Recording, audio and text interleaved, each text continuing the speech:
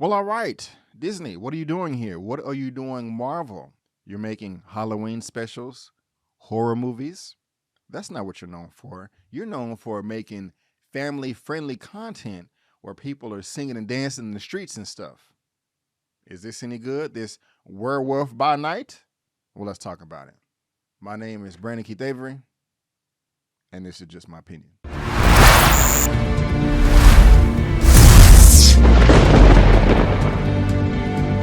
Hey, what's going on, everyone? And welcome back to another episode of Just My Opinion for my Werewolf by Night special Halloween presentation on Disney Plus. And if you like this video, please give me that thumbs up and subscribe to the channel. All right, guys, this Werewolf by Night is a property that I am not familiar with at all. It is being described as an action, adventure, and a comedy. And to be honest with you guys, this is the first time I am seeing that this is being described as a comedy. Before I saw this, I did not see it. When I was trying to do some research, I did not see this, and I will definitely be talking about that. That is wild right there. That is wild. But this was advertised. This was put out the trailer during D23 that came out a number of weeks ago. And while I was not like excited about it, it did look interesting. I was like, wow, I have to give credit where credit is due. At least Marvel is trying to do something that they've never done before. This seems like it's a bit violent. It seems like it's going to be some blood. And what are we going to have? Monsters running around eating people? I didn't know what to expect. I mean, I knew it was a holiday special. And when I was looking up a few things, I saw that it was only 52 minutes. Yes, the duration for this is not a full-length movie. It is only 52 minutes. Like one, not just a series of 52 minutes each episode, but one episode of 52 minutes. I was like, wow, this is different, you know, and it's going to be in black and white as well. And so while I can't say that I'm super excited for it, it did pique my interest just for the sole reason of it being different from anything that they've done before. Now, this is being directed by Mr. Michael Giacchino, excuse me, and this is what the gentleman looks like right here.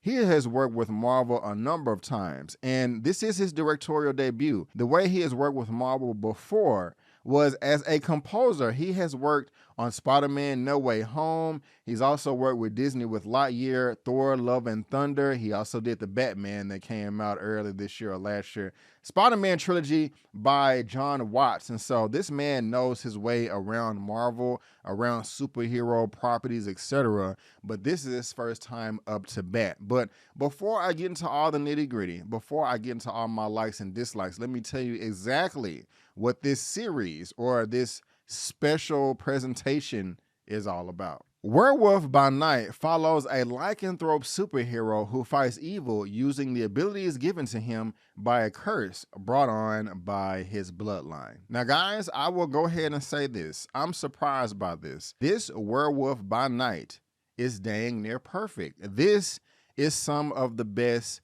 pieces of art that Marvel has put out in quite some time. I don't want to say it's the best in the whole MCU.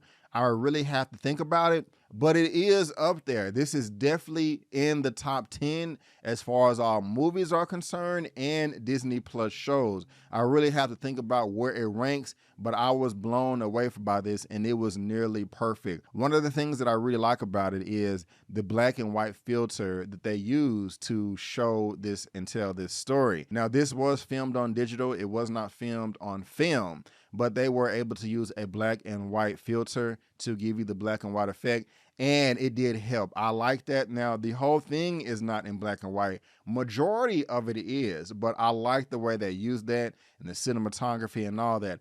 I really felt that it popped and brought everything to life and really just gave you an old school vintage look of filmmaking that I'm not used to myself. You know, I'm only in my upper 30s, but this was a fresh take to me and I really did enjoy it. I also thought that the intro to this really did set the tone and give you an idea of what you're going to get. And you can tell that this does fit within the MCU, but at the same time, it is its own separate incarnation as well. They have now carved out their dark little corner for the supernatural. And I really feel like this was a great way to introduce this type of entertainment to Marvel fans across the world. Like, I am so excited to start delving into the supernatural of the MCU because we have not got that before. We've got the big superheroes, we've got the street level superheroes, and we have space exploration and aliens, but we have not gotten to the supernatural, and the way that they introduce that again is dang near perfect. I also like the characters as well. They all stood out to me to a degree, some more than others, but I have to give credit where credit is due, like I said, to Werewolf, played by Harriet Sanson Harris, Elsa Bloodstone, played by Laura Donnelly, and Jack Russell, played by Gail Garcia Bernal. They all did a fantastic job. I liked all three of these people and the whole cast. I mean, you're going to get to know everybody.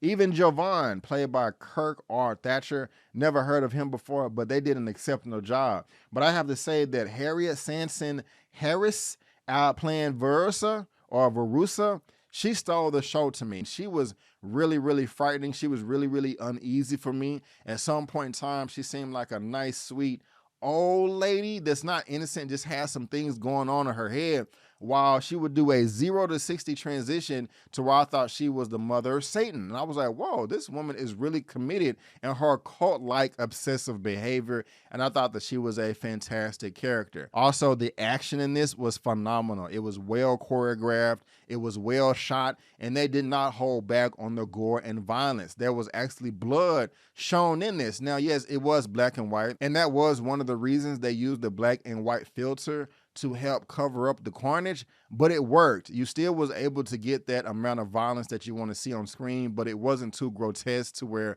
a little child cannot see this as well. And I also think that everybody can watch this. I mean, if you're into this content, I'm not saying that my mother or grandmother will like this, but if you're into Marvel, it does have a little bit of everything that you would like, and I really did appreciate all of that. And I also just love the shroud of mystery that covered the whole production, especially at the very beginning when they're going through their dialogue trying to explain their situation, who everybody is and why they're there, what is the main point. I would just say to myself, my goodness gracious, who is Ulysses Bloodstone? I want to know, I want to know, I want to know. And just trying to get into that adventure, you're just excited, just like, okay, what is around the corner? What is about to be revealed? What secret am I about to find out on? And you just have to watch it to see yourself if that does pop into fruition or not. I thought the monsters and the design of the monsters worked very well too. It was exceptional. That was another standout. And overall, guys, I really did enjoy this. Now,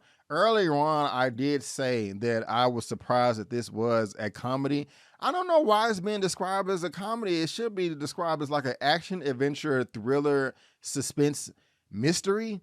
Comedy. There was one joke, and it worked. I did kind of laugh, I did kind of chuckle, but it was unnecessary. And that's where I have to, I guess, talk about things that I really didn't care for.